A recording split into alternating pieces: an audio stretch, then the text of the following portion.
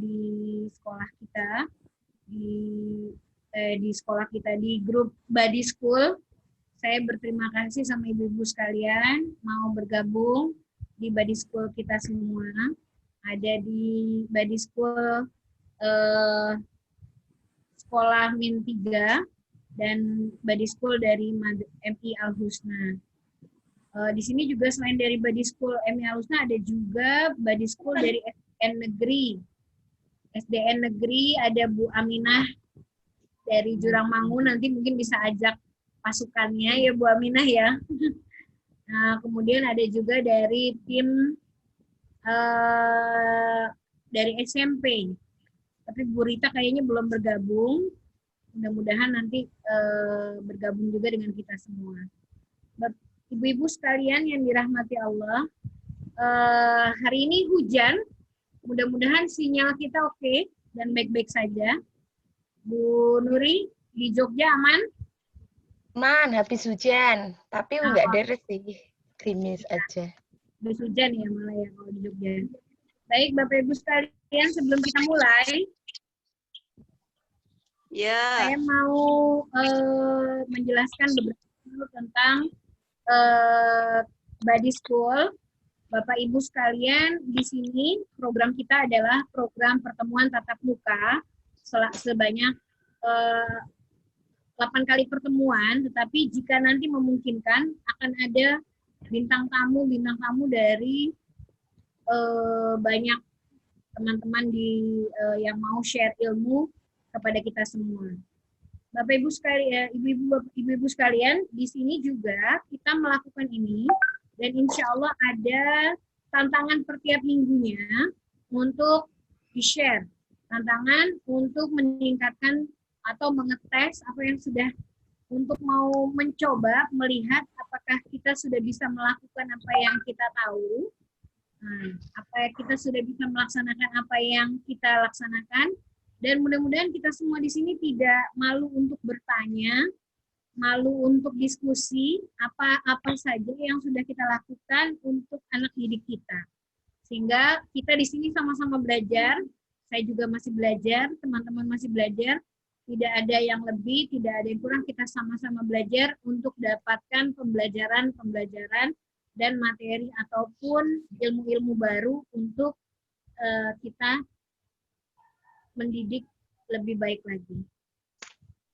Ya, Bapak Ibu sekalian, saya bersyukur mengenal GSM karena saya mengenal GSM, saya jadi tahu apa rasanya mengajar dengan bekal yang cukup. Karena saya kenal GSM, saya jadi tahu rasanya perasaan anak-anak lebih dalam. Karena saya kenal GSM, maka saya tahu bagaimana perasaan teman saya sesama guru. Dan karena kenal GSM, saya jadi tahu dan saya jadi ingin melakukan hal-hal baik untuk siswa-siswa saya. Mudah-mudahan hal ini juga akan tertularkan kepada Bapak Ibu sekalian, agar semua pendidikan kita jadi lebih baik ya Bapak Ibu ya. Amin, amin ya Rabbal Alamin. Saya ucapkan terima kasih buat para volunteer. Tepuk tangan, di sini ada Body School kita ada 3 volunteer tuh. Bu Nuri kalahan. Volunteer itu ada 3 loh. Volunteer Mbak kita. Alda. Keren banget, ada Mbak Alda, ada Mbak Ima, ada Mas Wahid, dan kalau Mbak Alda ini masih kuliah, Mbak Ima ini calon dokter psikolog. Nah, kalau Mas Wahid ini sambil kerja di pabrik, Bapak Ibu, beliau bantu kita semua. Makanya saya katakan take applause buat semua volunteer. Terima kasih. Nah, baik, Bapak Ibu sekalian, pembicara kita kali ini juga orang hebat, Bapak Ibu. Orangnya kelihatannya biasa-biasa aja, tapi ternyata luar biasa. Nah, ini.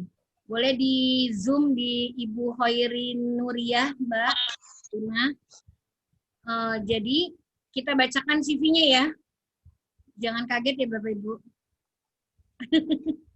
Namanya Ibu Nuri. Saya tuh salah nulis karena taunya Ibu Nuri Hoiriah. Salah nulis karena kita emang cuman kalau teleponan tuh cuman Bu Nuri gitu-gitu doang. Nah, ini Bu Nuri ini lahir di kok nggak ada tanggal lahir Bu Nuri. Nggak ada tanggal lahir Bapak Ibu. Tinggalnya di Sleman.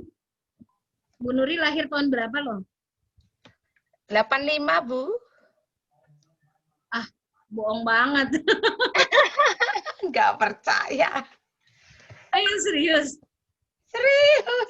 Oh, ya Allah, dia lebih muda Masih... dari aku. Bulan apa, Bu Nuri? Apa teh? Masih muda kan? Masih muda banget. Berisik dulu. Berisik dulu. Jangan berisik, jangan berisik. Bu Nuri. Ya Allah kena air ini. Ya. Ya. Saya Mas, Matiin aja itu. mute, Kak Iman. Astagfirullah. Iman, tolong di-mute. Itu juga gini dong. Di-mute dulu ya, Bu. Emang iya. Halo. Salam. Mau ikutan? Itu anak-anaknya pengen ikut. Jangan berisik ya Allah, lagi ngezoom nggak Itu host kedengeran. di unmute aja. Iya. Di mute. Mbay, tolong di-mute, Bu Mbay. Ya, ini ada. Tolong di... Sambil ngajar. Sambil ngajar katanya. Lagi bisa. Sambil ngajar nih. Aku udah nggak host. Audionya dimatikan, Bu. Dimatikan sih sampai dulu. Habis waktunya 3:30. Giliran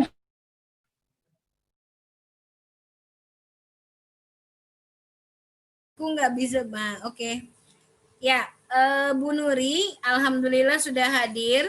Beliau adalah guru pendidikannya S1 di Pendidikan Biologi UNY. Lalu S1 lagi, S1-nya 2 kali di S1 PGSD UT tahun 2016. Dan kemudian beliau S2 di Manajemen Pendidikan UAT. Nah, kemudian ini yang paling menakjubkan, beliau pernah menjadi guru SD Muhammadiyah Sleman, Muhammadiyah Mantaran Sleman, kepala sekolahnya juga, kepala sekolah SD Muhammadiyah Mantaran Sleman itu sampai tahun 2019. Kemudian sekarang menjadi guru PNS di SDN Jetis Harjo. Kemudian beliau nih ownernya rumah belajar. Banyak ownernya nih. Kemudian ini ownernya Kampung Flori Sleman loh. Hebat. Owner. Ayo kapan-kapan ya ke Kampung Flori ya. Nah, ibu-ibu kalau mau ke Jogja harus mampir ke Kampung Florinya tempat Bu Nuri. Bu Nuri ini punya tempat wisata yang keren banget. Di Kampung Flori namanya. Nanti ya. Boleh search nanti di ini, di internet ya. Nah, Bu Nuri ini sekarang menjabat sebagai Komdev di GSM Pusat yang berpusat di Sleman. Baik, Bu Nuri. Kayaknya udah komplit, udah banyak yang ikut partisipannya. Mari bisa mulai kita bicara ngobrol tentang GSM. Waktu dan tempat kami persilakan. Monggo Bu Nuri. Terima kasih Bu Anijar. Sebelumnya Assalamualaikum warahmatullahi wabarakatuh. Waalaikumsalam warahmatullahi wabarakatuh. Baik, Bapak Ibu, kayaknya banyak ibu-ibunya ya Bu Anijar ya. Bapaknya ada nggak? Atau guru-guru Tangerang memang banyak yang ibu-ibu ya? Iya. Baik, terima kasih atas kesempatannya. Saya bisa di-invite di forum yang luar biasa ini, yang diinisiatori oleh Bu Anijar, guru penggerak sekolah menyenangkan yang sangat luar biasa. Saya udah kenal sejak 2000 berapa Bu? 18 ya? Ya. 2 tahun lalu di workshop Kota Tangerang bersama teman-teman lainnya. Dan alhamdulillah selama 2 tahun Bu Anizar ini sudah mampu mengimbaskan GSM ke seluruh Kota Tangerang Selatan, termasuk di sekolah Bapak Ibu semuanya. Dan saya pas ingat sekali waktu itu di akhir workshop kita dipenuhi oleh tangisan. Ya, di sesi terakhir refleksi ya Bu Anizar sangat bermakna dan tidak akan pernah terlupakan ya Bu. Dan itu terbukti bahwa ternyata air mata mereka itu mereka semua itu memang membuat motivasi buat mereka untuk senantiasa berubah. Jadi kalau GSM itu kan punya hashtag dan brandingnya sekolah berubah, berbagi dan kolaborasi. Jadi kalau udah berubah baik mindset-nya maupun ekosistem sekolahnya, mereka semua diminta untuk selalu berbagi dan berkolaborasi dengan sekolah-sekolah lainnya seperti itu yang sekarang dilakukan oleh MI Al Husna gitu. Guru-gurunya juga sangat luar biasa ya. Ini sampai nobar di event-event GSM pusat juga selalu nobar kayak gini MI Al Husna itu. Jadi banyak banget yang pengen belajar gitu. Baik Bapak Ibu tadi udah perkenalan. Bapak Ibu semuanya bisa panggil saya Bu Nuri gitu ya. Karena saya udah lama kenal GSM sejak tahun 2000 berapa ya saya? 2016 akhir. 2017 itu mulai mengimplementasikan saya di SD Muhammadiyah Mantaran. Dulu saya kepala sekolah di sana. Sampai 2019 ternyata takdir saya keterima PNS, jadi sekarang saya ASN di SD Negeri Jede Sarjo yang luar biasa tantangannya, Bu Anizar, sangat berbeda sekali dengan sekolah saya dulu, baik kultur maupun kebijakan, birokrasi dan lainnya gitu ya. Kalau sekolah swasta kan pasti lebih fleksibel gitu. Tantangannya berat. Kemudian kami Bu Nuri, suaranya mungkin Bu Nuri kencengin dikit. Oke. Oke, siap. Kemudian saya bersama teman-teman di Sleman terutama itu selalu bergerak, berubah, punya forum sendiri Bapak Ibu. Tapi kalau di Sleman malah belum pernah melalui Zoom seperti ini karena kami dekat. Waktu itu ketemuannya tatap muka live gitu ya, tatap muka ketemuan, kemudian saling berbagi. Itu kadang saling kunjung ke sekolah. Misalnya saya main ke Rejondani, saya main ke Ngebel Gede kayak gitu sama guru-guru saya kayak gitu untuk belajar apa yang udah perubahan apa yang udah dilakukan di sana. Kemudian nanti diimplementasikan di sekolah kita kayak gitu. Nah, seperti itu model program badi kami di Sleman. Kemudian kalau ketemuannya tatap muka biasanya bahas-bahas permasalahan ataupun sharing pembelajaran yang sudah dilakukan kayak gitu. Itu ketemuan hampir sebulan sekali ya. Untuk bulan ini kita off karena Sleman zona merah, banyak yang angka data COVID-nya naik, jadi sementara di-off-kan untuk pertemuan-pertemuan KKG seperti ini dan rencananya mau kita adakan secara online, mau ngikuti jejak Bu Anizar gitu. Ya. Iya, jadi menginspirasi ini luar biasa ini Tangsel ya, ini semuanya di Tangsel ya. Alhamdulillah Tangsel semua, Bu. Oh ya, Tangsel semua. Ini ada sekitar 30-an sekolah ya, Bu. Luar biasa, nanti akan kita libatkan ke program-program GSM pusat, Bu. Nanti sebelum ke situ, mungkin kemarin Bu Anizar pesan ke saya untuk cerita sedikit terkait apa itu GSM gitu ya. Ya, sebelum saya masuk ke sana, saya pengen tanya deh ke ibu-ibu semuanya, bapak-ibu semuanya, jauh mana sih sebenarnya Bapak Ibu kenal GSM gitu? sejauh ini mengenal dari Bu Anizar, entah dari sosial media atau apa, itu sejauh mana? Mungkin ada yang mau berpendapat, mengutarakan sejauh mana sudah mengenal GSM, dari mana kenalnya gitu. Mungkin siapa nih Bu? Coba Bu Sriyanti, coba. Ini lagi di mobil ya, luar biasa. Monggo Bu Sri. Boleh open mic. Di open mic dulu, host. Mute dulu Bu Sri. Hostnya kayaknya, mungkin. Saya Putri. Aku kenal GSM pertama kali diajak oleh Sinar Maslen bersama-sama dengan Bu Anizar. Kemudian kami mengembangkan cara metode pembelajaran di GSM di sekolah kami. Kami juga pernah melihat sekolahnya Bu Nuri, pernah bersama-sama Bu Ani. Oh, udah pernah ke Jogja ya? Iya, pernah ke Jogja.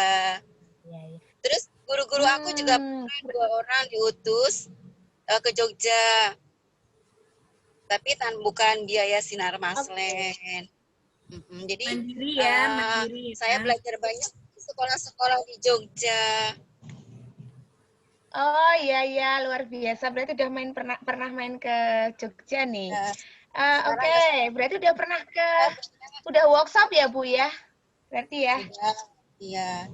Kita bersama belajar ya. Kemudian kami sedang belajar bersama-sama Budi School. Mudah-mudahan bermanfaat untuk sekolah kami. Amin. Oke, kemudian ada satu lagi kali ya. Siapa ya? Siapa nih? Siapa yang belum pernah? Bu Aminah, monggo. Bu Aminah, ya.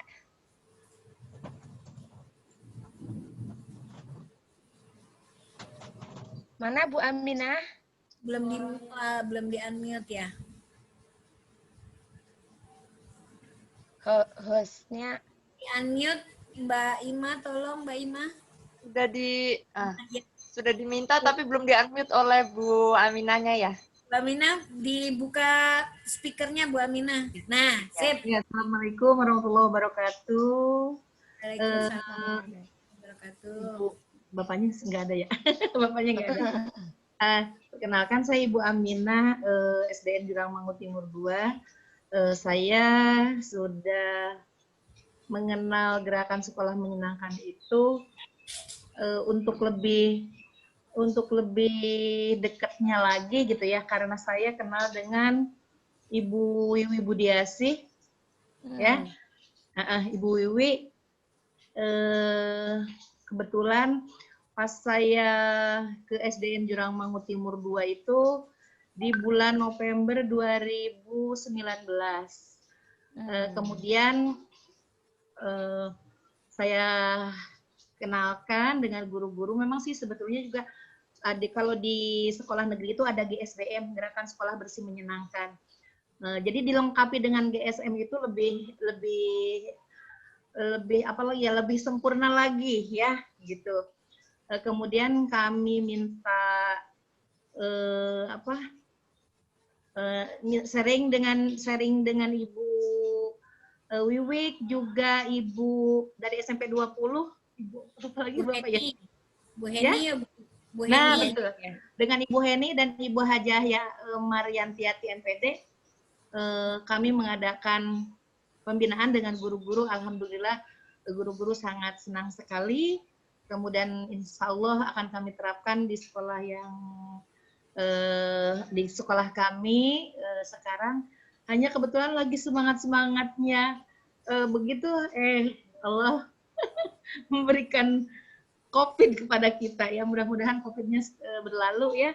Nanti walaupun COVID ada, tapi tetap kami tetap bersemangat, GSM tetap kami terapkan dan sebagainya gitu ya. Terima kasih untuk Ibu Wiwi dan timnya, Bu Haja Mariantiati, kemudian Ibu Heni yang telah membimbing kami. Mudah-mudahan manfaatnya ke depannya dan kami laksanakan dengan sebaik-baiknya. Mudah-mudahan Jurti 2 berkembang dan alhamdulillah sekarang saya PLT di SDN Pondok Betung 2 Adiwiyata tingkat Tangsel. Terima kasih. Luar biasa, iya. Terima kasih Bu Aminah ya sharingnya. Ternyata rata-rata memang sudah kenal dengan GSM, jadi mungkin nanti saya akan agak cepat aja dan banyak diskusinya. Ya, yang di bagian mana yang Bapak Ibu semuanya belum mengenal dan belum pengen lebih dalam lagi mengenal tentang GSM gitu ya. Mungkin host bisa izinkan saya untuk share PPT.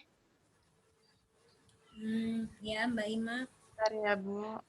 Ya, Bapak Ibu, jadi saya kenal GSM sudah sejak 2017 mengimplementasikan, tapi selama 3 tahun bahkan di sekolah baru kami juga memulai, walaupun mungkin kewenangannya berbeda karena saya di tempat baru itu sebagai guru ya, bukan kepala sekolah, jadi mungkin pergerakannya sesuai kondisional di sekolah tersebut.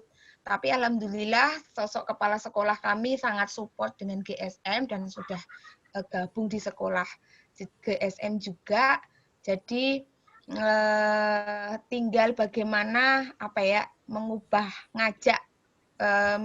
mindset teman-teman sekantor kayak gitu, itu yang memang paling sulit, pekerjaan paling sulit itu ya.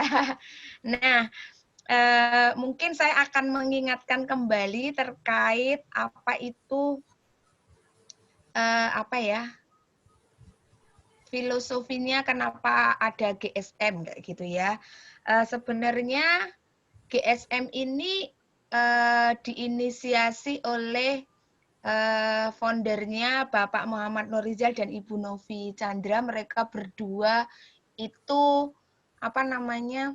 pasangan yang luar biasa. Menurut saya kenal beliau itu kok ada ya seorang pasangan dosen yang super sibuk tapi meluangkan waktunya sepasca pulang dari Australia itu peduli banget dengan pendidikan kita di Indonesia. Yang menurut beliau mereka rasakan itu kok sangat berbeda sekali ketika anak-anaknya itu dulu ikut mereka belajar di Australia, kemudian di Indonesia dengan sistem pendidikan Indonesia yang kayak gini gitu, kayak salah arah gitu ya. Menurut mereka waktu itu saya kenal, sebenarnya program-program pemerintah itu sudah bagus. Cuman di sini kemarin banyak sekali diskusi, ada beberapa step yang mungkin miss gitu. Sampai ke bawahnya itu ada beberapa yang hilang. Sampai kemarin saya pernah diskusi ya Bu Anizar sama Bu Jeti terkait implementasi Kurtilas pun ternyata sampai bawah itu ada miss karena Bu Jeti kan masuk di timnya pengembang kurikulum 13 di pusat gitu. Ternyata masalah KI 1, KI 2, 3, dan 4 yang harusnya seperti apa itu ada bagian yang terpotong dan seolah-olah di lapangan implementasinya guru-guru hanya fokus di KI 3 saja sama KI 4.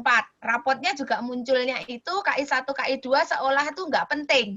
Tapi sebenarnya KI 1 dan KI 2 itu yang paling penting untuk menyelimuti KI 3 dan KI 4. Walaupun KI 3, 4 ganti-ganti itu berbeda karena beda pokok materinya, KI 1, 2 itu tetap melekat. Tapi rata-rata guru-guru tuh melupakan itu ya, melupakan itu. Jadi kayak terlena fokusnya di KI 3, di kognitif kayak gitu. Nah, sementara pembelajaran kita sangat membosankan. Ya. Apalagi di masa pandemi ini, anak-anak ya super bosan ketika kita nggak memberikan pengalaman yang bermakna, mengesankan, membuat anak engage atau rasa ingin tahunya tinggi, motivasinya tinggi kayak gitu.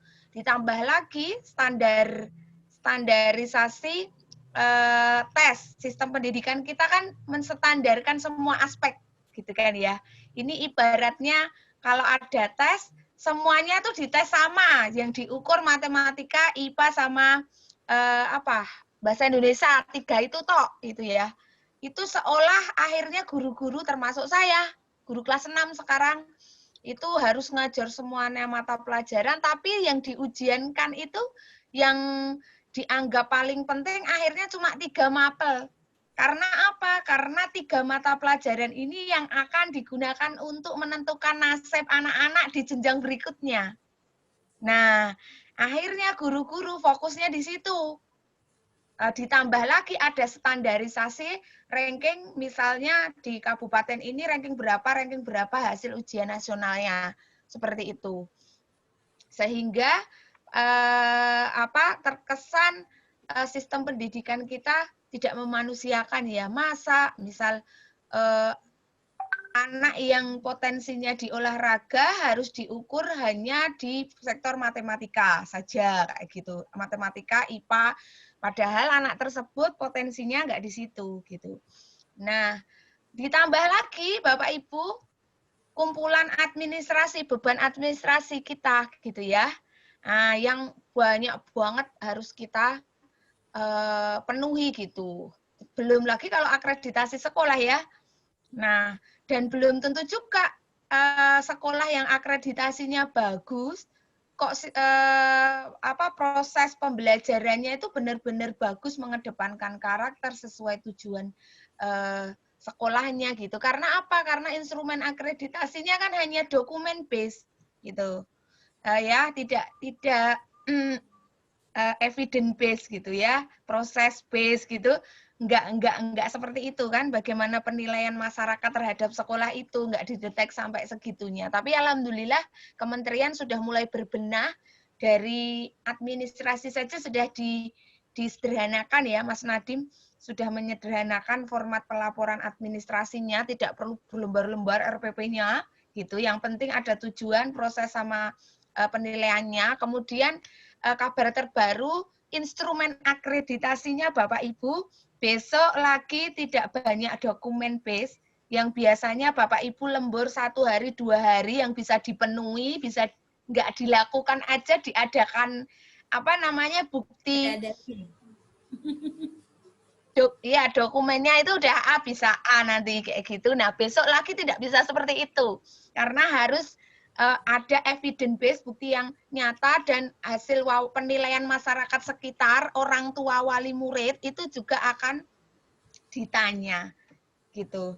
Karena yang namanya ekosistem sekolah. Kemudian ini potret pendidikan kita sebenarnya ya, banyak sekali kekerasan, kemudian literasinya sangat rendah.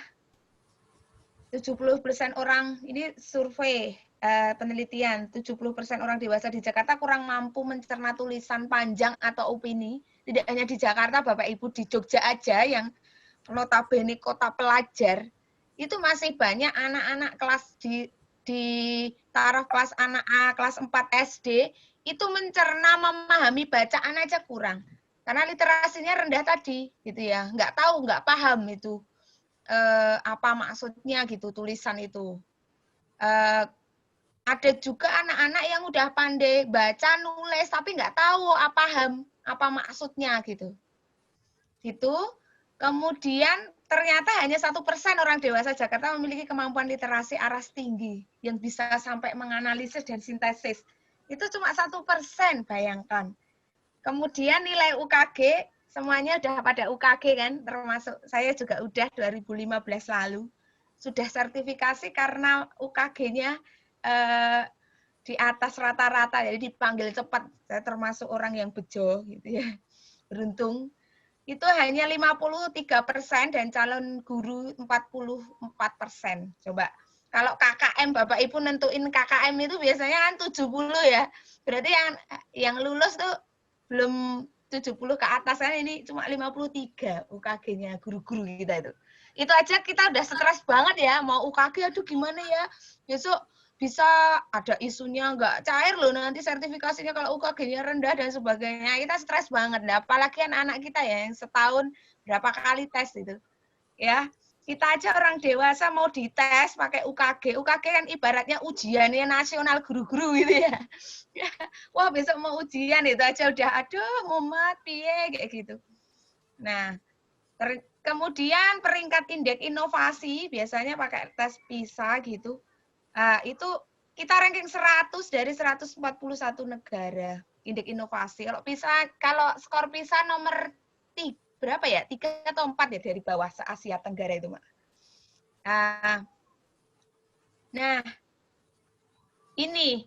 Nah, menurut foundernya GSM, nah, mengapa sih sistem pendidikan Indonesia itu ya dikatakan gagal sih? Ada yang berhasil juga, tapi kalau keseluruhan gitu gagal. Karena paradigmanya tidak sesuai dengan kebutuhan abad 21, Bapak Ibu. Kebutuhan dunia kerja sangat cepat, namun sekolah tidak berubah selama ratusan tahun. Ibaratnya muridnya abad 21, kelasnya masih abad 19, gurunya abad 20. Kelasnya kan masih konvensional itu, mejanya dari depan ke bawah ke belakang urut, kemudian mendengarkan ceramahnya guru kayak gitu ya. Gurunya abad 20, gurunya ya ceramah, ngerjain tugas LKS dan sebagainya gitu. Padahal murid-muridnya sekarang pegangannya udah gadget, HP, game dan sebagainya kayak gitu. Gurunya ngajarinya masih konvensional. Nah, kayak kasus pandemi ini Bapak Ibu. Kasus pandemi ini sebenarnya menuntut kita guru-guru itu kan harus tahu teknologi ya. Yang tadinya nggak bisa kayak gini nih, Zoom meeting, dulu kan nggak pernah dipakai ini. Kayak gini, ini dipaksa ini kita itu untuk belajar kayak gini. Belajar Google Meet, belajar Google Classroom, belajar apalagi banyak banget Kahoot, banyak banget itu. Karena kondisi pandemi ini, kita dipaksa, Masya Allah. Jadi guru yang abad 19, 20 harus bisa mempelajari teknologi abad 21. Jangan sampai kalah, muridnya aja udah bisa kok bikin video pakai KineMaster, pakai Viva video kayak gitu. Saya ngasih penugasan minggu ini kan proyek membuat rangkaian listrik yang ngajar kelas 6. Itu Masya Allah bagus-bagus pekerjaan mereka itu. Saya hanya minta silahkan pelajari apa bedanya seri paralel, kemudian tak kasih video cara membuat rangkaian, kemudian mereka bebas membuat sendiri. Bu Nuri nggak akan ngasih tahu caranya. Kamu harus cari tahu sendiri. Kemudian jangan lupa dokumentasikan. Kemudian foto dokumentasinya kamu akan buat video. Jadi foto yang dimasukkan ke aplikasi Viva Video, InShoot atau KineMaster kan nanti jadi bergerak sendiri lah itu. Itu kan karena teknologinya sudah canggih itu. Itu dikasih tulisan, dikasih apa itu luar biasa udah pada bisa. Anak-anak sendiri itu, mereka belajar sendiri. Gitu. Nah, murid tidak otonom dan kehilangan motivasi karena murid tidak dapat bertanggung jawab atas belajarnya, membuat keputusan, mengatur waktu sendiri dan selalu di bawah perintah guru atau ortu. Selama ini kan kayak gitu ya. Ya hanya kecil nek dihitung itu. Beberapa persen sih guru yang benar-benar memberi ruang kebebasan gitu. Kadang guru guru muridnya itu di bawah perintah guru nek nggak suruh ngerjain ini belum dikerjakan kayak gitu. Bahkan mungkin ada murid yang dibagi mungkin modul atau LKS dibawa pulang, anaknya tuh saking rajinnya ngerjakan sampai selesai gitu ya. Karena anak rajin, malah dimarahin tuh sama gurunya ya. Kok kamu udah dikerjain sampai selesai gitu ya. Nanti gimana kalau gilirannya hari ini ngerjain halaman itu kamu udah selesai kayak gitu. Ya kan? Biasanya kan guru marah itu, lah kok udah dikerjain, nggak boleh dikerjain gitu. Gitu-gitu. Kemudian pembelajarannya tidak otentik, orientasinya hafalan full materi, diuji secara periodik, di mana nilai ujian adalah satu-satunya yang dihargai. Model ini membuat anak cepat lupa dan tidak bertambah kompetensinya. Jadi cuman hafalan aja. Misal bicara mau ngajari konsep itu, bedanya rangkaian seri paralel, cuma ceramah aja apa ngasih ini gitu, tanpa anak diberi pengalaman untuk membuat rangkaian itu. Kalau prinsip saya tuh belajar tidak hanya melihat sama mendengar. Ini mendengar sama melihat Bapak Ibu. Tapi sebenarnya belajar itu mengalami Bapak Ibu. Jadi benar-benar mengalami ketika dia membuat, oh kayak gini ya. Saya nggak menyuruh anak-anak tuh harus rangkaiannya gini, kabelnya panjangnya segini, enggak. Saya hanya mancing-mancing pertanyaan aja. Itu kalau kabelnya panjang sama pendek nyalanya terang apa redup? Itu kalau banyak baterainya berapa kamu? 2, lampunya berapa? 2. Ada yang lampunya 4, ada. Lampunya 4 sama lampunya 2 nyalanya terang punya siapa? Cuma gitu aja, kan dibandingkan videonya, mereka memvideo. Gitu-gitu aja, nanti mereka akan menemukan sendiri jawabannya. Guru hanya mendirect, brainstorming kayak gitu aja, sehingga anak bisa menyimpulkan sendiri. Kemudian tidak sesuai, nah pendidikan kita itu rata-rata tidak sesuai kodratnya manusia. Tadi yang ada tes, standarisasi tes kayak gitu, setiap anak itu kan unik dan berbeda, perlu digarisbawahi nih. Setiap anak itu unik dan berbeda. Nah, mereka memiliki gairah dan interest yang berbeda, tetapi sekolah justru menyeragamkan sehingga mereka kehilangan gairah belajar atau hidup. Tadi yang saya katakan tadi, ada anak yang passionnya di main bola, gitu ya. Dia kecerdasan numeriknya, matematika itu nggak begitu bagus, gitu ya. Apakah mungkin literasinya yang bahasa linguistiknya rendah juga gitu. Tapi nggak pernah mungkin diapresiasi itu anak yang diberi ruang, kemudian kreativitas untuk bisa bereksplorasi dan berprestasi di bidangnya itu gitu. Sedikit sekali. Ada yang senangnya di seni mungkin. Pemerintah, program-program dinas pemerintah memang ada program festival kesenian atau apa kayak gitu. Tetapi itu lebih banyak ke kompetisian, dicari mana yang juara. Kalau di GSM istilahnya nggak kompetisi, tapi festival gitu. Kalau mau ada kemarin lomba ekosistem kelas misalnya, mau menghias kelas kayak gitu ya zaman dulu. Itu bukan lomba kebersihan kelas, tapi namanya festival kelas gitu. Dan semuanya dapat juara. Karena semua dapat kategori, karena kelasnya saya dulu 12 misalnya. 12, saya harus menyediakan 12 piagam atau 12 piala dengan kategori yang berbeda-beda gitu. Kalau jumlahnya masal banyak, nanti ada kategori apa, diambil berapa gitu. Banyak, pokoknya tergantung kemampuan Bapak Ibu seberapa jauh mendetek potensinya setiap peserta didik. Nah, kalau di GSM ada namanya bintang kebaikan kan. Nah, bintang kebaikan tersebut hampir semuanya siswa itu dipastikan dapat gitu ya. Jadi dicari tahu, guru itu harus mencari tahu masing-masing karakter peserta didiknya. Oh, si A ini senang anaknya pemalu. Oh, tapi selain di samping pemalu dia itu juga rajin. Berarti anak yang rajin. Kasih aja predikat dia anak rajin. Kayak gitu. Mungkin dia yang matematikanya nilainya mesti 3 atau 4 selalu remedi gitu, tapi main bolanya bagus, ya sang atlet nasional gitu. Nah, ada julukan-julukan yang positif mengarah pada mimpi-mimpi mereka, cita mereka itu selalu kita munculkan gitu ya. Mungkin dia yang suka troublemaker dan mungkin bagi gurunya troublemaker rame dan atau suka banyak ngomong di kelas gitu. Kita jadikan ini adalah jubir kelas gitu. Siapa tahu besok bisa jadi jubirnya presiden gitu ya. Pinter ngomong gitu ya.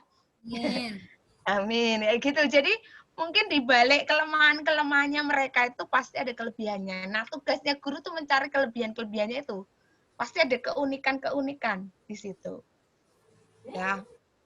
Yang terakhir, pembelajarannya tidak fleksibel. Tidak memberikan fleksibilitas terkait waktu, cara belajar di mana yang lambat dianggap gagal gitu kan ya. Oh, yang lambat tuh gagal remedi.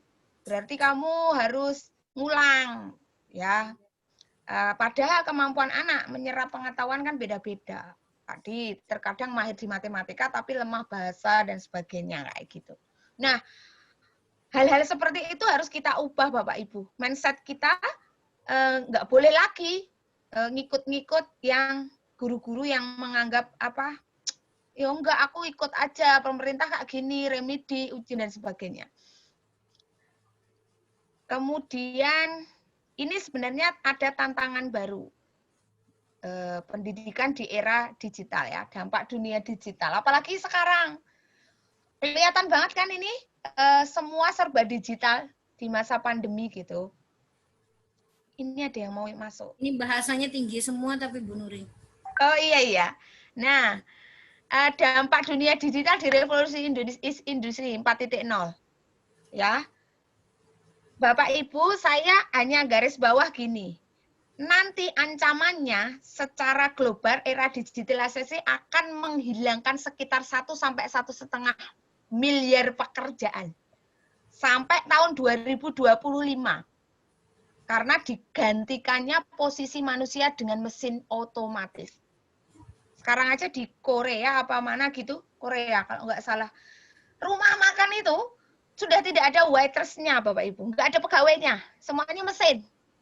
Bapak Ibu tinggal lihat di monitor menunya aja, pencet, tet. Nanti makanannya keluar sendiri. Sekarang bayar aja udah nggak pakai uang wujud, uang fisik, logam dan kertas, pakainya e-money kan? Udah lewat handphone, Bapak Ibu bisa lewat bayar lewat handphone sekarang. Ya. Sekarang ada Gojek. Gojek itu ada aplikasinya banyak. Mau makan apa aja ada, tinggal pencet. Kan punya saldo e-money di GoPay. Tinggal makanannya datang. Gitu ya. Nah, besok ke depan mungkin revolusi industri digital udah akan menghilangkan banyak profesi-profesi gitu. Bisa jadi besok tukang parkir itu udah nggak ada. Tukang bangunan ya bisa jadi nggak ada tuh. Mungkin udah mesin semua itu, nata bata, pakai gitu ya. Bisa jadi ya.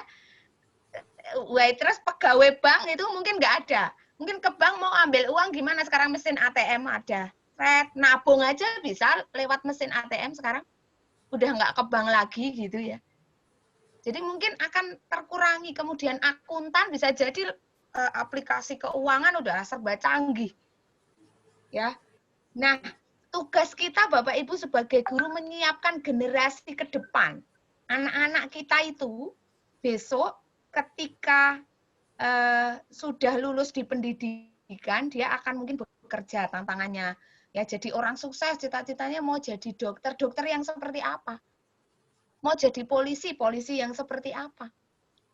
Jadi tugas kita itu sebenarnya mengembangkan bakat potensinya anak, kemudian menanamkan nilai-nilai karakter. Itu yang paling penting.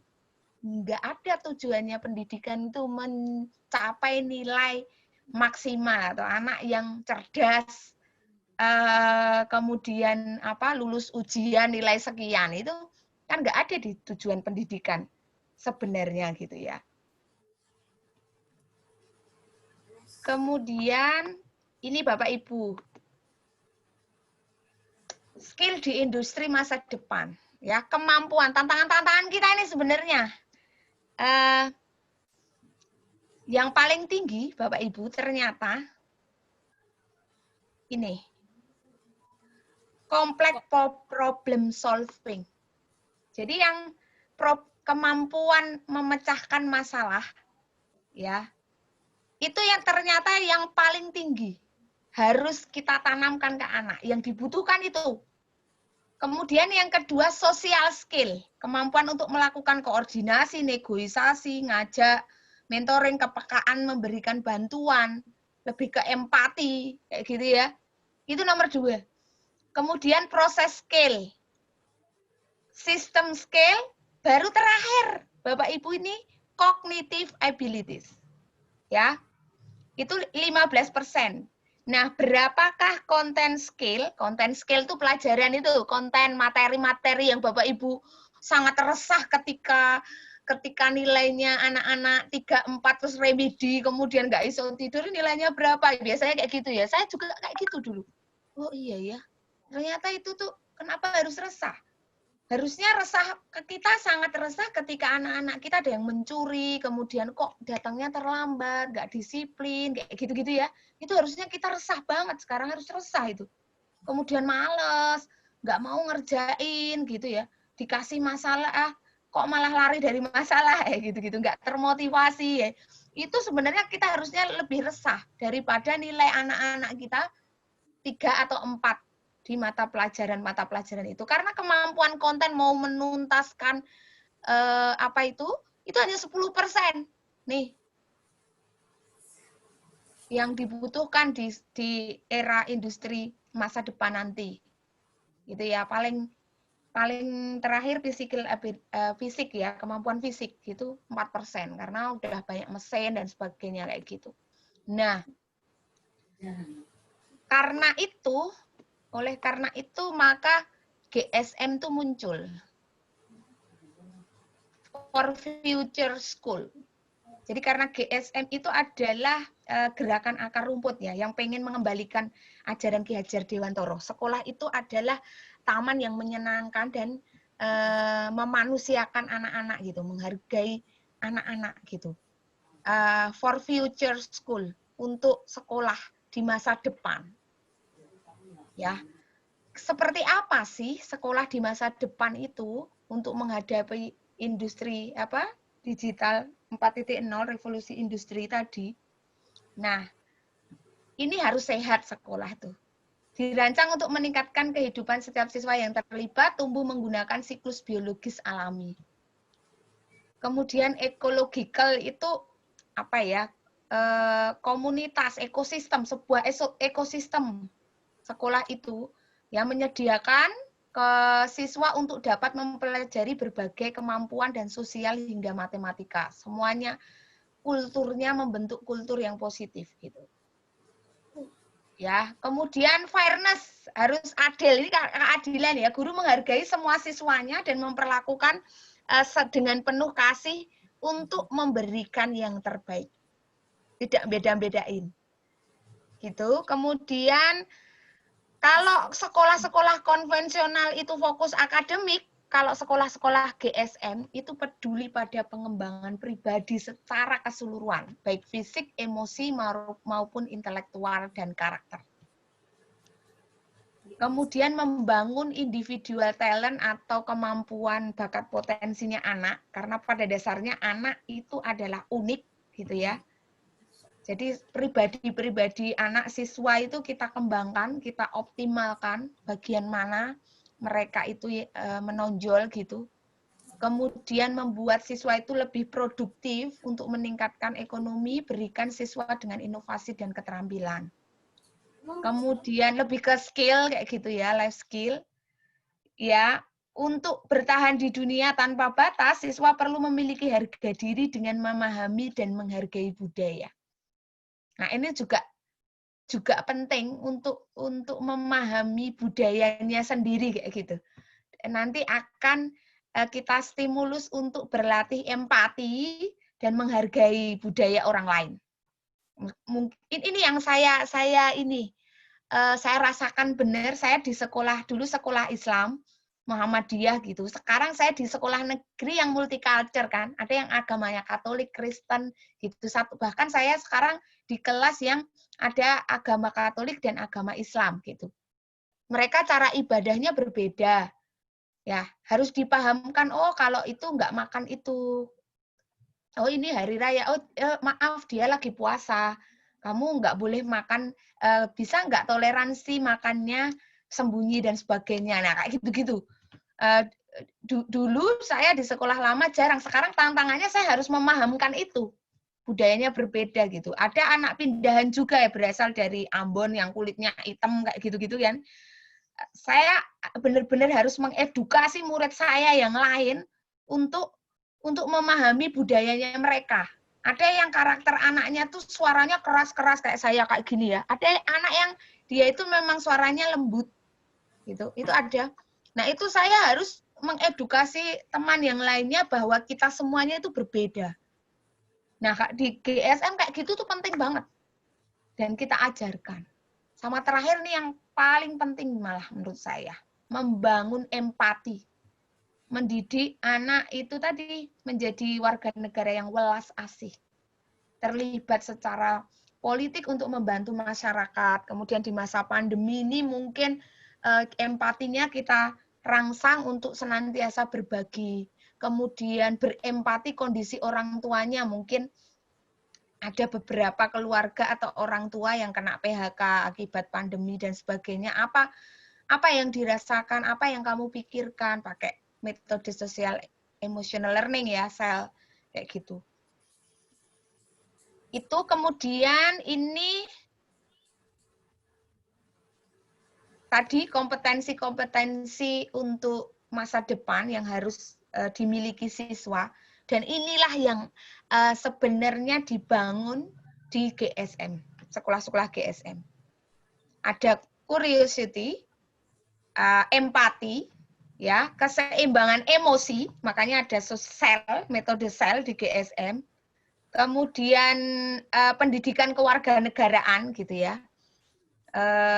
Komunikasi ini udah yang sebelah sini tuh Bapak Ibu udah kenal semuanya. Kolaborasi, kreativitas, 4C itu ya, critical thinking dan komunikasi. Nah, justru ini semua ini yang sangat dibutuhkan. Kita harus benar-benar melatihkan anak ini kreativitas. Oh, berarti proyek-proyek pembelajaran yang kita hadirkan itu merangsang ini kreativitas, critical thinking. Oh, untuk presentasi, anak dilatih untuk presentasi itu kan membangun komunikasi. Oh, bekerja sama, kolaborasi gitu ya. Nah, itu kemudian semuanya platformnya dirangkum menjadi 4 ini. Nah, Bapak Ibu mungkin sudah kenal ya, dan GSM ini menggunakan whole school approach, pendekatan menyeluruh gitu ya, yang meliputi lingkungan belajarnya positif, aman, dan menyenangkan. Kemudian pembelajarannya kritis, kreatif, relevan juga di kehidupan nyata. Seperti halnya di pandemi. Seperti ini Bapak Ibu, di GSM ada namanya kurikulum home based learning, kurikulum daruratnya. Itu namanya kurikulum home based learning. Tetap mengacu KD-KD esensial dari Kemendikbud, tetapi di home based learning ini prinsipnya berbasis ketahanan keluarga. Jadi aktivitas-aktivitas pembelajarannya tidak boleh jauh dari kehidupan keluarga mereka. Nah, penugasannya pun ringan, mudah, dan tidak memberatkan. Itu prinsipnya home based learning. Nah, Bapak Ibu bisa ikuti kegiatan home based learning setiap bulan di minggu kedua. Nah, yang belum gabung silahkan gabung di grupnya nanti. Kemudian di situ akan ada banyak sharing praktek pembelajaran di masa pandemi gitu. Kemudian ada pengembangan manusia utuh dan kemampuan sosial karakter gitu. Dan terakhir prinsip yang terakhir itu Pancasentra Pendidikan ya. Atau disebut juga school connectedness gitu. Nah, ini sedikit perkenalan. Ini foundernya kalau udah ikut workshop di Tangerang kan pasti udah ketemu Bu Novi sama Pak Rizal. Itu awal-awal saya kenal beliau ini di foto 2007 ini. Kemudian Mataran berubah selama nggak ada 1 bulan terus mereka datang itu. Ke sekolah kami. Itu pertama foto, masih saya simpen fotonya di PPT gitu ya. Nah, ini 4 area perubahannya jadi tadi itu. Penciptaan lingkungan positif, pengembangan karakter, dan masing-masing ini ada contoh-contoh kegiatannya yang dilakukan. Nah, saya mau tanya dulu, dari 4 platform ini apakah Bapak Ibu sudah pernah mendengar dan tahu contoh-contohnya? Saya mau tanya dulu. Udah belum, Bu Anizar? Beberapa dari teman-teman ada yang sudah tahu, dan beberapa ada yang belum, Bu Nuri. Karena memang sebagian dari yang ada di sini, sebenarnya orang-orang yang sudah pernah mengikuti workshopnya GSM. Oke. Beberapa ada yang hilang timbul untuk GSM-nya. Oke. Berarti saya akan review kembali, tapi agak cepat ya. Nanti bagi Bapak Ibu yang baru, maksudnya baru oh belum pernah ikut workshop, nanti boleh tanya lebih detail dan tidak harus saya yang jawab. Mungkin teman-teman yang udah ikut workshop di sini bisa jawab. Jadi kalau mendengar kata GSM, Gerakan Sekolah Menyenangkan, apa sih itu baru? Biasanya tuh saya langsung nulis bukan kurikulum baru. Karena seolah-olah ono program baru tuh beban buat guru-guru. Wah, pemeneh iki kurikulum anyar meneh gitu. Jadi apapun kurikulumnya, GSM itu selalu nyambung. Karena intinya GSM itu menciptakan ekosistem. Ya. Ekosistem sekolah yang utamanya sebenarnya mengubah mindset. Ya, ruhnya GSM itu sebenarnya perubahan mindset. Kalau mau berubah lingkungan fisik apa-apa, mindsetnya belum berubah, pasti nanti endingnya nggak akan ini. Oh bagus ya, zonanya kelasnya udah dicat, ada zona-zona ini gitu ya. Tapi hanya sebagai pencitraan aja, tanpa memahami ruhnya yang sebenarnya, itu nanti akan berbeda. Gitu ya. Karena ini benar-benar gerakan akar rumput dari benar-benar mau guru-guru yang mau berubah, kepala sekolah yang mau berubah, benar-benar pengen membantu negara kita ini untuk mengubah sistem pendidikannya yang lebih memanusiakan kayak gitu. Nah, itu butuh proses. Ya, butuh proses itu. Nah, kemudian ini contoh kegiatannya dari penciptaan lingkungan positif gitu ya, yang bisa dilakukan ada zona-zona, ada kesepakatan kelas, kayak gitu-gitu. Nah, bagaimana di masa pandemi ini Bapak Ibu? Tetap dilakukan. Bisa kita lakukan. Jadi kalau di masa pandemi, misal beberapa sekolah GSM itu membuat zona pojok belajar, membuat kesepakatan belajar dengan keluarganya, gitu ya. Kemudian ada membuat tabungan kebaikan tetap ada, gitu ya, peraturan rumah istilahnya.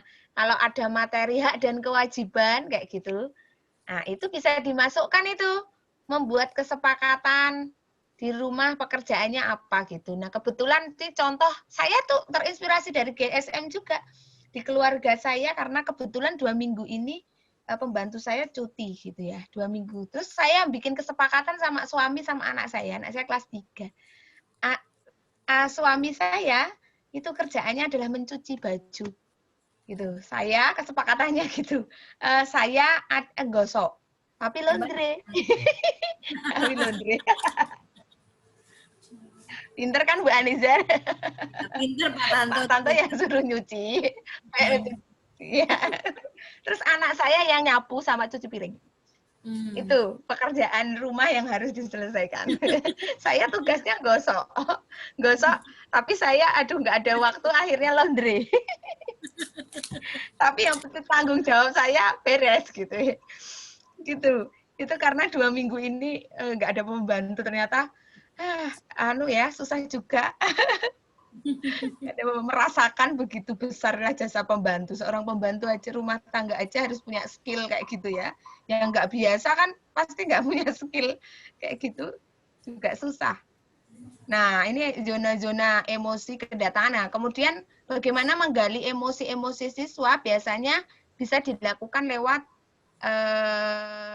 daring asinkron pakai Google Form gitu ya. Apa yang dirasakan anak-anak gitu kalau di pembelajaran, prinsip di pembelajaran jarak jauh, kita harus melakukan assessment, diagnosis awal kan, pembelajaran atau di berkala setiap, entah itu setelah akhir tema atau mau masuk tema selanjutnya, itu kita harus adakan assessment diagnostik kan, ditanya apa kendalanya, kemarin materi yang paling sulit apa, yang paling senang tuh proyek apa. Jadi kita tahu, memetakan anak-anak yang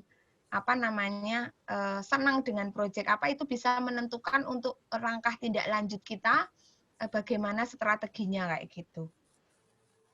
Nah, harapan pun bisa kita berikan. Kemarin saya minta harapannya siswa apa, orang tua apa, tempel di rumahmu.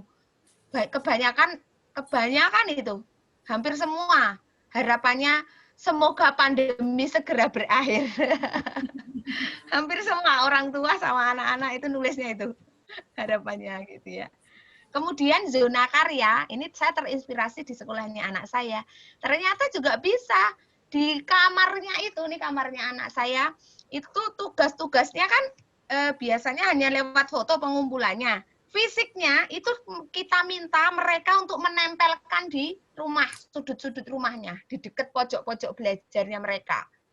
Nah, itu jadi zona karyaku. Jadi walaupun dia nggak sekolah, seolah ini loh hasil produk aku belajar selama di rumah, kayak gitu. Nah, itu bisa dikondisikan di rumahnya, gitu ya. Bu Nuri. Ya, habis ya waktunya. Kita buka sesi pertanyaan kali ya, diskusi ya Bu Nuri. Iya, boleh. Silahkan langsung. Karena di Tangsel nih hujan. Jadi seperti mendengarkan dongeng ini Bu Nuri. Oh iya, aduh. Saya ngantuk ya. Udah begitu nih kepengen tanya, kepengen buka sesi pertanyaan. Tapi sebelumnya Bapak Ibu nanti akan dibuat link presensi kehadiran. Tolong diisi, nanti akan di-share oleh Mbak Ima. Jadi presensi kehadiran wajib diisi untuk kita bisa evaluasi setiap minggunya ya Bapak Ibu ya. Di sini ada yang mau bertanya, kita buka diskusi aja santai. Ibu-ibu ada yang mau ngobrol atau curhat mungkin ya Bu Nuri ya? Boleh, silakan. Monggo, ada ibu-ibu? Bu Nuri, jadi gini, kalau memang di Tangerang Selatan itu, yang nanti mau bertanya boleh open mic ya. Di Tangerang Selatan itu memang banyak yang sudah mengikuti GSM.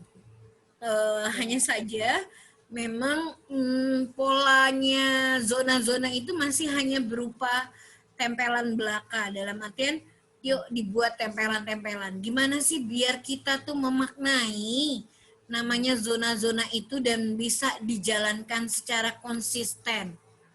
Nah, pertanyaannya agak berat nggak sih? Enggak. Itu yang sebenarnya selalu saya tekankan di teman-teman sepasang workshop di akhir RTL gitu. Ketika sesi karakter, sebenarnya ketika materi karakter kan kita ada teori tentang otak itu ya. Kemudian bagaimana karakter itu bisa terinternalisasi di dalam diri anak gitu. Dan sebenarnya ketika kita sudah mendesain atau membuat layout kelasnya atau layout rumahnya itu mendukung ya, lingkungannya sangat positif buat kita, kemudian ada zona-zona itu tadi di kelas, itu tuh sebenarnya bagian dari untuk mensupport pembentukan karakter. Ya. Jadi tidak hanya sekedar untuk menghias kelas kemudian muncul motivasi belajar, tetapi sebenarnya dinding-dinding itu bicara loh, ketika ada zona kedatangan, sebenarnya di balik zona kedatangan itu tuh banyak sekali yang bisa kita eksplor untuk menguatkan karakter kedisiplinan anak-anak, untuk saling jujur, kemudian emosi. Zona emosi itu juga tidak hanya bisa untuk mengeksplorasi bagaimana ya emosi anak saat ini, tetapi melatih kejujuran juga. Nah, itu tidak hanya dilakukan guru saja. Kadang tuh guru cuman bikin, awal-awalnya bagus ya, tapi tanpa ada kontrol. Selanjutnya, bulan-bulannya biasanya nanti sticknya hilang, nggak pernah dikontrol gitu ya, nggak continue gitu ya Bu Anizar. Nah, ya, betul. Saya ada tips nih Bapak Ibu, bagaimana biar guru itu mudah sama tidak terlalu terbebani. Karena ini, tapi saya udah melakukannya di kelas atas ya. Kalau kelas bawah mungkin saya kurang tahu diimplementasikan udah bisa atau belum gitu. Kalau tempat saya nanti ada PJ zona di kelas-kelasnya itu. Dan kemudian ada jurnalnya. Siapa yang ngisi jurnalnya? Siswa, bukan guru. Saya yakin pekerjaan guru itu nggak akan mampu, akan ngabseni satu-satu jurnalnya, emosi dia ini apa, ngeklis satu-satu nggak akan mungkin waktunya. Ditambah belum beban koreksi, kemudian harus memperhatikan anak satu-satu itu kan juga terbatas kemampuan dan kesempatannya. Jadi kita memanfaatkan siswa, melibatkan siswa, Bu Anizar. Dan bisa itu ngajarin anak-anak untuk jadi tanggung jawab juga kali ya. Jadi betul, anak-anak betul. bertanggung jawab, menjaga mereka punya wise ya, mau mengerjakan gitu Iya, ya. betul, betul. Dan guru tinggal minta. Saya tuh tinggal enak loh minta. Mana jurnal kedatangannya siapa nih? Oh, punya Ica, Bu, dibawa Ica. Saya tinggal lihat aja. Oh, ada nih 4 orang yang terlambat. Kemudian saya circle time materinya ini, mengacu ke ini, nah target saya 4 orang ini sebenarnya. Kayak gitu aja. Oh, jurnal emosinya ada yang nangis barang nih minggu ini, kenapa? Saya bahas, kenapa kamu nangis, kenapa? Nah, kayak gitu aja, tinggal data-datanya udah di anak-anak itu tadi yang merekap. Dan mereka senang dilibatkan ya. Bahkan naik kelas bawah itu sticknya udah dibawa anak-anak di depan itu loh nyambut siswa. Nah, kemudian anak datang itu terus, ini punyamu, cepet-cepet gitu. Dan tidak akan ada yang berbohong. Naruh sticknya dia datang terakhir terus di nomor 1 kayak gitu. Karena ada kontrol teman-temannya kan. Bu Nuri, kalau misalnya sistem daring tidak dilaksanakan, walaupun nanti nih Bu Nuri, tim HBL itu nanti juga akan ada di grup ini, kita juga akan belajar HBL, tapi mungkin nanti di pertemuan berikutnya, kira-kira daring, terus sedangkan zona-zona bagaimana kita mengimplementasikannya, sedangkan kita tuh daring. Bisa, nanti program lesson plan-nya kan pakai blended learning, Bu Anizar. Nanti dapat materi blended learning kan. Kalau secara daring, nanti ada yang namanya daring dan luring, gitu ya. Ada Bapak Ibu akan kenal apa istilah sinkron dan asinkron. Sinkron tuh kayak gini nih, waktunya sama nih, ya langsung tatap muka, sinkron itu. Kemudian asinkron itu bisa jadi kita ngasih materi atau sesuatu, tapi siswanya bisanya ngaksesnya nanti malam, ada yang besok, ada yang kayak gitu, asinkron, waktunya berbeda. Nah, kayak gitu. Nah, walaupun daring, tetap prinsip-prinsip GSM itu sangat bisa dilakukan. Gitu ya. Bahkan, saya setiap Selasa dan Kamis, sementara, nanti kalau udah paketan dari pemerintah itu, kan ada paketan pulsa kalau nggak salah ya, yang dari Kemendikbud itu kalau udah pada masuk semua, saya akan nambah jadwal belajar malam. Saya kesepakatannya dengan anak-anak malam, karena ada beberapa yang memang tidak punya HP dan HP-nya orang tua. Nah, gantian ya, gantian ya orang tua ya. Iya, jadi karena biar gantian. Berapa persen anak yang hadir, Bu Nuri? Dengan sistem paling banyak saya pernah 19 dari 24. Dari 24 19, paling sedikit 10 itu sedikit 10. 10 sampai sekitar 20 itu pasti join. Nah, saya tidak memaksa mereka, mungkin pas paketnya habis, tapi beberapa emang izin ke saya, Bu, saya hanya punya paketan chat WA, nggak bisa untuk Google Meet dan sebagainya, itu pasti ada beberapa yang izin ke saya gitu. Tapi tak minta dia harus tanya ke temennya, apa info malam itu, infonya malam itu apa, biar ada rasa tanggung jawab gitu. Entah itu mau WA, kan bisa, dia punya paketan WA, dia bisa WA temennya. Jadi buddy juga ya, jadi buddy-nya jalan. Kemudian ini, saya ada programnya gini, saya terinspirasi dari GSM loh Bu Anizar. Para volunteer itu Mbak Ima, Mbak Alda, di grup-grup HBL itu kan ada yang jadi MC, moderator, notulen, kayak gitu lah. Saya membagi anak-anak saya seperti itu. Jadi setiap misalnya Selasa besok, setelah akhir meeting itu, Selasa besok siapa yang bikin link? Oh, si Gaca. Yang jadi MC siapa? Rolling ya, Bu. Biar rolling. Ya. Otomatis anak itu akan belajar Google Meet. Belajar Google Meet, membuat link meeting. Dan tugasnya yang piket tadi, selain membuat link meeting, dia jam 6 itu sudah woro-woro ke yang di grup jangan lupa ya teman-teman, nanti saya jadwalnya jam 7:30 habis Isya. 7:30 kita akan meeting belajar malam gitu. Terus minggu ini ada program baru, yaitu kalau di GSM dulu ada pagi berbagi, masih ingat nggak? Pagi berbagi. Ya. Nah, sekarang tak jadi malam berbagi, Bu Anissa. Wah, malam berbagi. Jadi bukan hanya orang dewasa ya yang malam berbagi ya, anak-anak juga ada malam berbagi. Oh. Iya. Karena saya belajarnya malam, jadi setiap malam gitu. Nah, mereka akan cerita pengalamannya. Kalau 2 bulan kemarin saya modelnya pakai diary harian gitu ya, diary kegiatan harian ditulis. Sekarang dia cerita di sebelum sesinya saya. Saya itu kalau masuk jam 7:30 persis, tapi 7:15 anak-anak itu udah pada masuk. Saya bilang gini, jangan sampai Bu Nuri masuk kok anak-anak belum masuk, seolah-olah belum masuk kelas kayak gitu loh. Jadi kan saya istilahnya adalah tamunya. Ya, kemudian parent teaching itu juga saya lakukan, Bu Anizar. Di masa pandemi, parent teaching-nya saya ngundang di Selasa. Parent teaching itu apa, Bu Nuri? Parent teaching. Parent teaching itu adalah orang tua ngajar di sekolah. Nih, kayak di sini ngajari apa.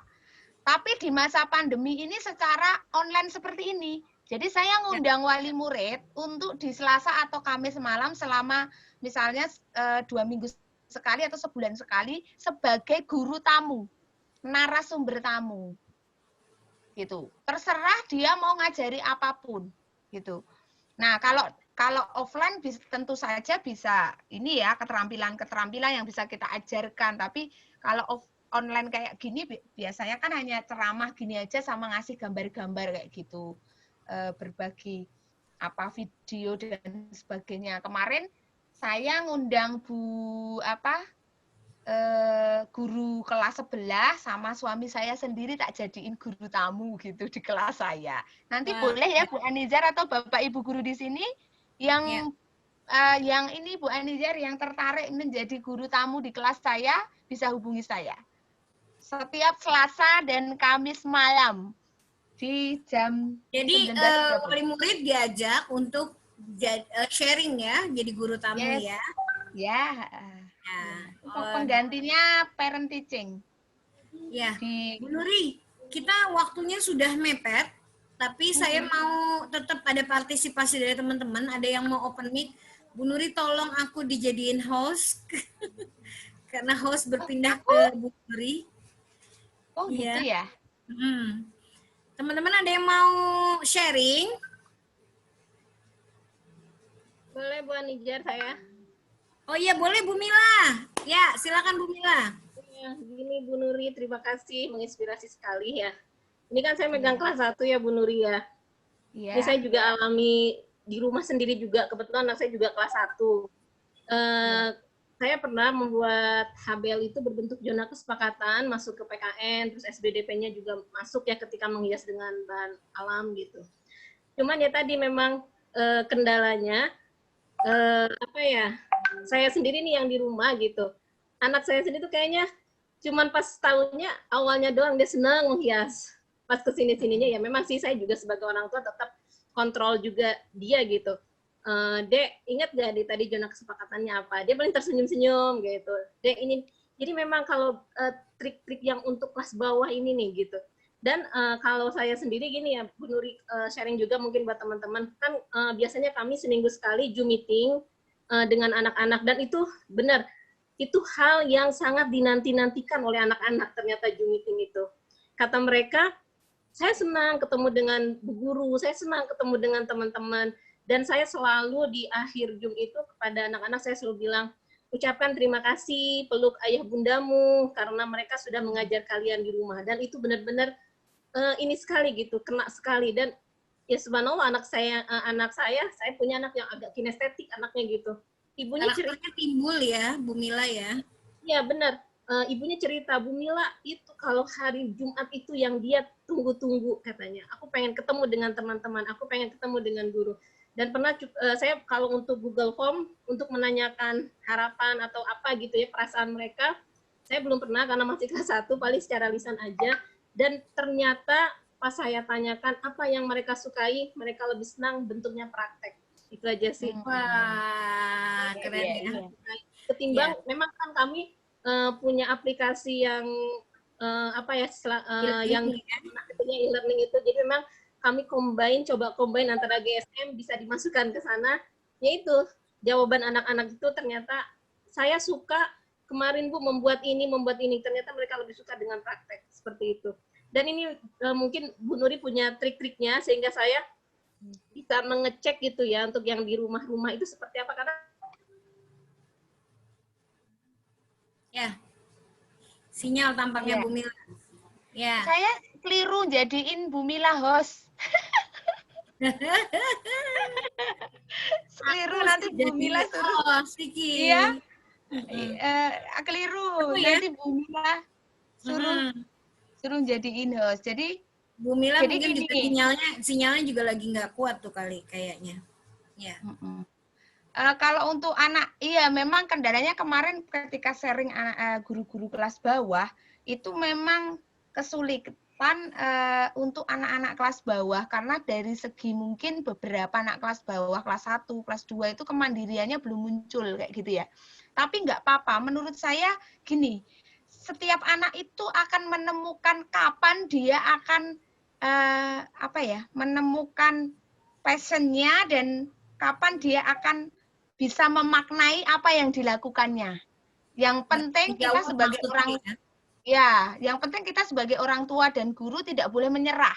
Harus kalau bahasa Jawanya tuh greteh. Apa sih di Tangerang greteh itu ya? Di sini banyak orang Betawi, Bu Nuri. Telaten. Apa ya? Nggak boleh nyerah. Telaten tekun ya. Tekun, pokoknya. Apa Bu Nina? Kira-kira apa tuh bahasa Jawa, bahasa Indonesia? Apa ya bahasa Tangerangnya ya? Kalau di sini greteh sih. Jadi kita greteh kayak sabar, bener-bener nggak boleh nyerah nih kita ya. Kita nggak boleh nyerah. Walaupun pasti kan anak ada yang ngatain anak itu bandel, ini kok yora dong-dong ngomong udah dibikin kayak gini, tapi dia nggak tahu maknanya itu. Bu, yang namanya karakter tuh nggak bisa instan. Betul. Bener, nggak bisa instan. Kayak kita ngolah kognitif nilai anak, misalnya ngajari matematika kayak gitu, itu mungkin ketika kita ngasih materi ini, ditambah ini, nanti kasih tes, dia bisa apa enggak, itu bisa. Oh, ini udah nilainya 8, oh ini udah tuntas, udah bisa, kayak gitu ya. Yang ini belum bisa.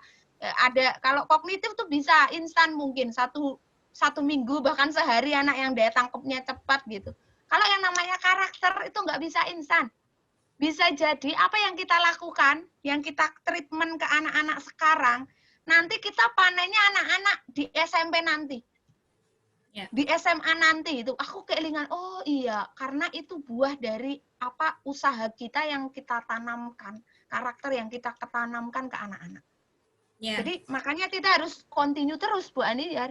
Jadi harus kalau guru-gurunya MI atau SD itu guru-guru GSM, kalau bisa SMP-nya juga cari sekolah yang GSM, yang guru-gurunya udah berubah mindset.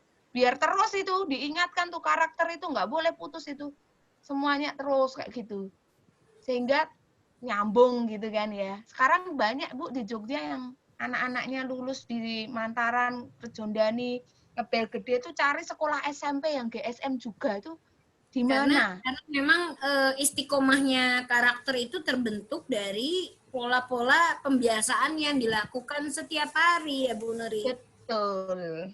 Yes, betul. Yes. Siapa lagi yang mau berbagi? Monggo. Iya, boleh. Masih ada waktu 5 menit lagi sebelum kita ini, Bapak Ibu sekalian tolong isi ada presensi yang sudah dibuat oleh teman-teman volunteer di kolom chat, tolong diisi karena itu absensi kita. Presensi itu untuk absensi, tolong diisi ya. Sambil kita diskusi, masih ada waktu 5 menit lagi sebelum kita close. Ada yang mau sharing lagi? Ada yang mau sharing lagi? Oh, Bu Nina, silakan dari Asalama. Monggo, Bu Nina. Ya, Assalamualaikum warahmatullahi wabarakatuh. Waalaikumsalam warahmatullahi wabarakatuh. Ya, terima kasih atas waktunya. Mungkin ini saya sharing ya di sini berkaitan dengan terutama memang pada saat pembelajaran di pandemi ini ya. berkaitan dengan implementasi dari GSM di sekolah kami juga belum begitu pure ya GSM, apalagi di daring ini ya, karena memang ada kendala-kendala yang menurut kami adalah kendala mungkin ya, tapi mungkin di sini bisa di Bu Nuria atau Bu Asnizar bisa memberikan ini ya tipsnya gitu ya. Nah, emang selama ini yang di kami itu di SMI As-Salamah memang daring itu ada setiap hari, memang kita di pagi hari kita ada morning talk ya dengan menggunakan Google Meet. Jadi memang kita setiap pagi dan setelah selesai ya pembelajaran itu selalu ada interaksi dengan anak-anak ya. Tapi memang itu juga tidak seluruhnya ya, kadang-kadang di pagi hari biasanya lebih banyak. Di pagi hari lebih banyak yang ikut gabung, pas di siang harinya mungkin karena HP-nya atau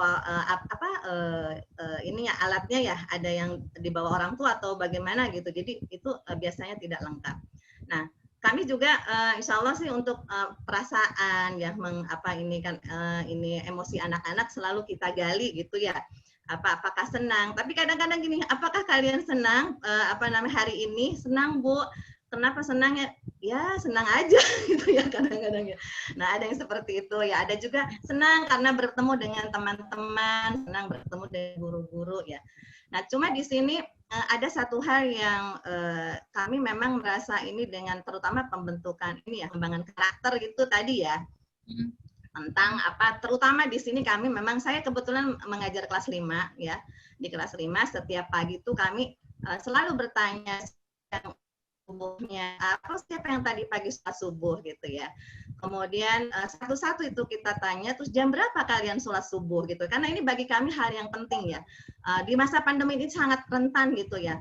Kadang-kadang mereka ketika ditanya itu masih banyak yang masih banyak yang menjawabnya tuh saya 5:30, saya jam 6, ada juga saya belum sholat Bu ya. Ya Allah, ini mungkin adalah hal yang bagi kita ini, saya sebagai guru rasanya ini ya merupakan sesuatu hal yang berat juga untuk kita ya, untuk bisa bagaimana menumbuhkan ini hal itu ya. Nah, terus akhirnya tanggung jawab untuk bisa bangun pagi itu sudah berlalu 2 bulan ini akan selama pandemi ini nih. Nah, akhirnya kami bagaimana nih caranya ya, padahal sudah kalau kita kasih motivasi akhirnya baru ya mungkin yang sholat subuhnya bisa tepat waktu, tapi kita beri tenggang waktu dari jam 4.21 sampai jam 5 itu ya, karena kan banyak yang 5:30 yang jam 6 ya, yang jam 5 itu hanya bisa dengan 5 orang atau 4 orang, sedangkan anaknya ada 28 ya, ada 28. Nah, ini kan untuk bisa membiasakan itu ya. Akhirnya kita ini kan akan dijanjikan kepada anak untuk piagam yang bagi yang tepat waktu ya, mungkin di sini ya tepat waktu, kemudian selama kurun waktu sebulan ya kita lihat ya. Nah, ini baru kami ini kan. Jadi memang pada masa pandemi ini adalah yang kami ini kan itu terutama karena di sini mungkin belum semuanya, tetap mereka masih yaitu tadi kita belum sama ya ininya ya, ada yang masih ke penilaian, ada yang masih ke kognitif ya, anak saya belum ini gitu. Nah, ini mungkin ini masih PR ya buat kita. Nah, terutama itu dalam pembiasaan ya, yang mungkin memang harus harus senantiasa diinikan lagi dengan GSM ini ya, mungkin bisa jadi walaupun secara ini saya juga ya agak ini juga dengan pembelajaran, terutama saya kan ngajar matematik juga di kelas 6 ya. Itu tadi kadang masih ada rasa tuntutan untuk anak bisa mengejar materi ya. Karena ternyata di masa pandemi ini ya, ternyata beberapa sekolah aja sudah membuka pendaftaran ya. Beberapa sekolah swasta udah membuka pendaftaran, kemudian sudah ada tes akademik. Nah, ini yang kadang-kadang kembali lagi ya menuntut kita untuk bagaimana nih, ini jadi kembalinya ke kognitif lagi ya, ngejar itu, sedangkan di kelas 6. Nah, ini saya juga mengalami ini ya, kenyataannya gitu ya di kelas 6 ini, ya apalagi setelah 6 bulan ya, 6 bulan ini kan tidak bertemu, hanya lewat daring, bagaimana untuk bisa menguatkan konsep menguatkan konsep kepada anak-anak ini ternyata ya seperti itu ya, beda ketika offline gitu. Nah, gimana nih caranya ya? Saya kadang-kadang saya nggak ngajar materi, jadi serba ini ya dilematis gitu. Nah, di banyak anak yang masih ini gitu. Saya sangat juga tadi yang dengan Bu Nuri ya, ada jam malam gitu ya. Nah, ini boleh juga nih kayaknya dicoba nih jam malam untuk anak-anak yang memang butuh bantuan gitu ya. Mungkin itu Bu, saya sedikit berbagi ya, mungkin ada hal mungkin yang bisa diinikan juga untuk saya gitu. Terima kasih Bu Asnizar sama Bu Nuri ya. Assalamualaikum warahmatullahi wabarakatuh. Assalamualaikum warahmatullahi wabarakatuh. Ya, Bu Nuri silakan. Ya, tadi yang dilakukan udah bagus banget Bu. Kemudian saya ada tips kayaknya. Ingat yang terkait itu ya, disiplin bangun pagi ya, biar sholat subuh dan sebagainya. Saya ingat saya pernah melakukan trik waktu itu, ada program Qiyamul Lail Call. Jadi ada bangun malam untuk sholat malam gitu ya. Ini bisa juga diterapkan di sholat subuh, bangun pagi gitu. Nah itu kita bikin SMS berantai Bu. Jadi misalnya dari ibu kan bangun jam 4, setengah 4 kayak gitu. Nanti ibu tentukan urutannya. Dari nomor absen 1 ke nomor 2, nomor 2 ke 3, ke 4, sampai nomor absen terakhir. Nomor absen terakhir tuh yang harus SMS ke ibu lagi. Balik lagi ya harus itu nanti akan ketahuan di mana dia mandek, SMS itu mandek, kapan konfirmasinya ketika meeting kayak gini, atau mungkin nanti bisa laporan di grup WhatsApp juga bisa kayak gitu jam berapa. Jadi kayak laporan saya harus SMS ke nomor absen 2, nomor absen 2 ke nomor 3, atau urutannya boleh ibu yang menentukan ketika ada siswanya yang nggak punya HP kayak gitu ya. Nah itu nanti teknis lah ibu kayak gitu, teknis detailnya ibu bisa desain sendiri, tapi itu bisa membuat berarti aku harus bangun, kan aku harus SMS ke temanku selanjutnya, bangunin istilahnya, aku harus bangunin temanku setelahnya. Nah, temanku itu harus dibangunin aku. Nanti aku nunggu SMS-nya ini. Kok aku nggak di SMS ini, kan saling laporan nanti. Ngecek kan, Bu, saya harusnya di SMS sama Anizar, tapi Anizar tuh nggak bangunin aku, gitu ya. Terus Nuri tuh harusnya SMS ke Bu Nina, tapi nggak, berarti kan aku nggak bangun, kayak gitu, Bu. Atau mungkin aku bangun ya, kayak gitu. Nanti ngecek.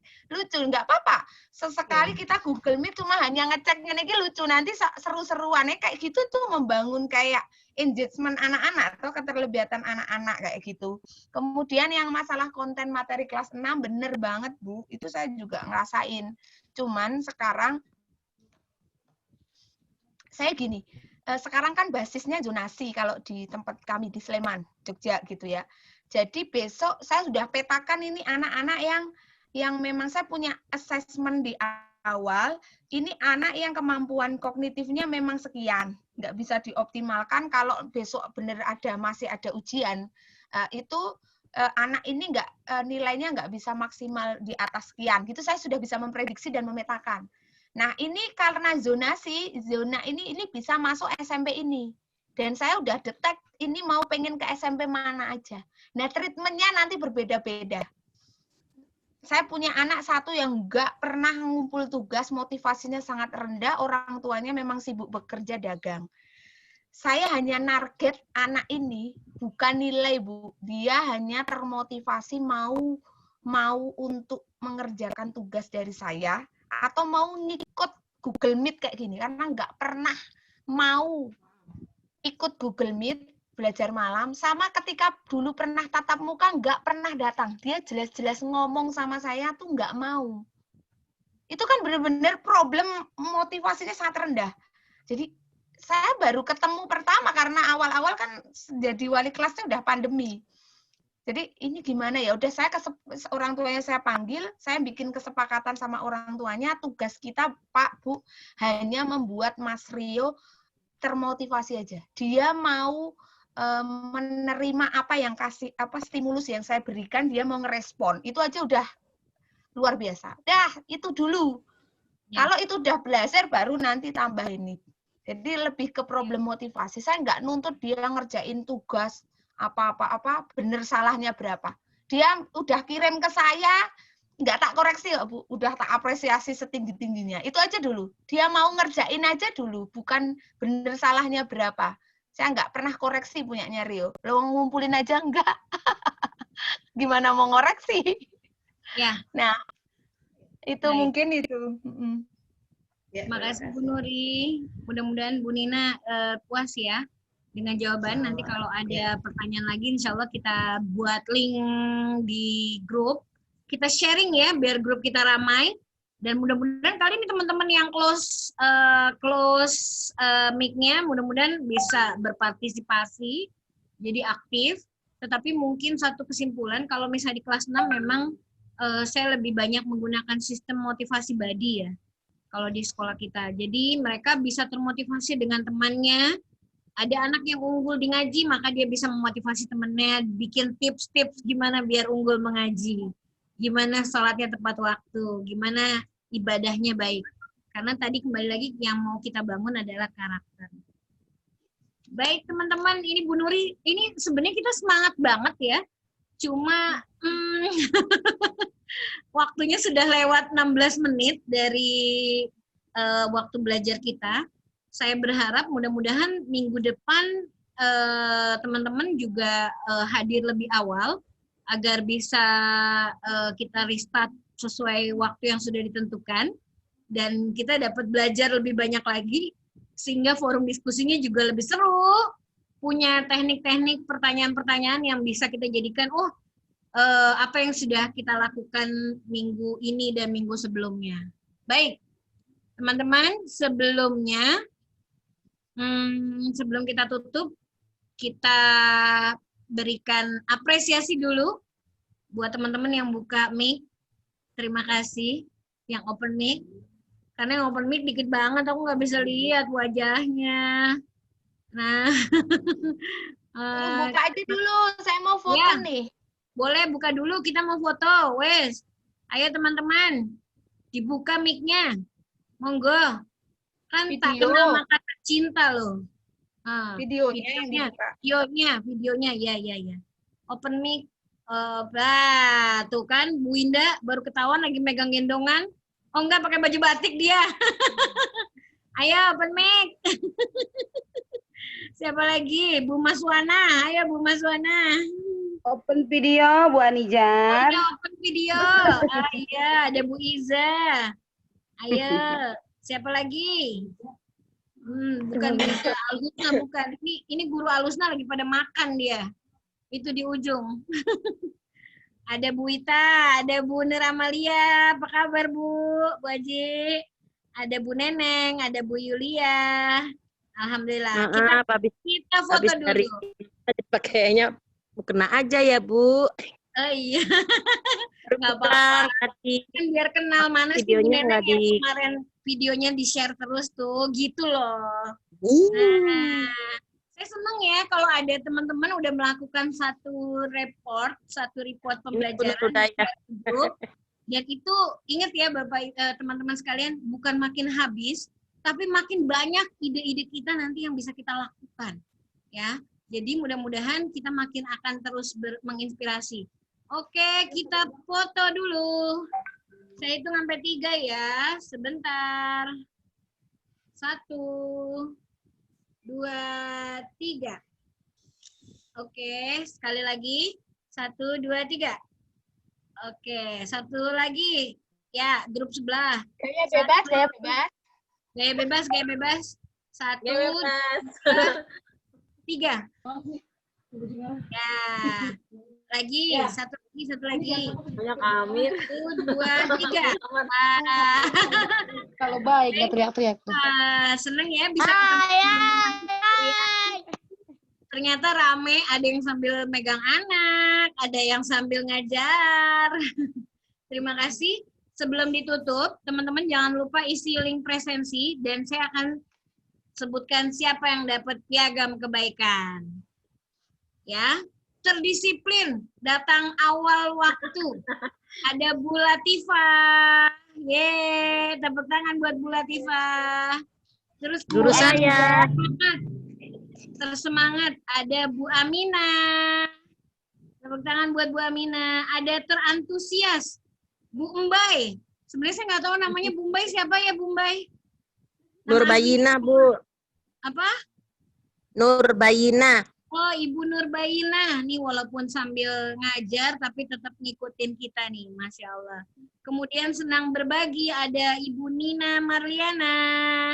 Lalu ada teristiqomah dari tadi buka video terus nih. Ada Ibu Maria. Ibu Maria. Dari tadi standby tuh, aduh hebat. Saya aja sambil ngantuk pakai dan tetap semangat walau lelah, matanya menjem-menjem ada Bu Mila, Karmila. Ya, mudah-mudahan nanti minggu depan kita ada piagam-piagam lainnya lagi.